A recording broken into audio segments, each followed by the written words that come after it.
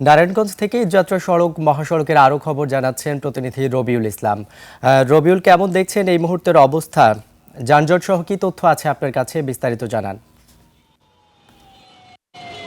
ধন্যবাদ শাহানুর। আপনি যেমনটি বলছিলেন, নারায়ণগঞ্জে কিন্তু গত দুদিন যাবতীয় কিন্তু মহাসড়কের যানজট নিয়ে বললেই চলে এবং সকাল থেকে কিন্তু রাত্র পর্যন্ত গাড়ির চাপ বাড়লেও কিন্তু নারায়ণগঞ্জে কিন্তু এই অংশটুকু ঢাকা চট্টগ্রাম মহাসড়ক, ঢাকা সিলেট মহাসড়কে কিন্তু দূরপাল্লার যানবাহনের চাপ খুবই কম রয়েছে এবং ঘরমুখী মানুষের কিছুটা চাপ থাকলেও কিন্তু গাড়িতে ওঠার পরে কিন্তু তাদের রাস্তাতে ব্যাক পাওয়াতে হচ্ছে না এবং নারায়ণগঞ্জের 8টি পয়েন্টে কিন্তু প্রশাসনের জোর চেকপোস্ট রয়েছে যাতে নির্বিঘ্নে মানুষ বাড়িতে ফিরতে পারেন, যাতে ছিনতাইয়ের মতো ঘটনা না ঘটে।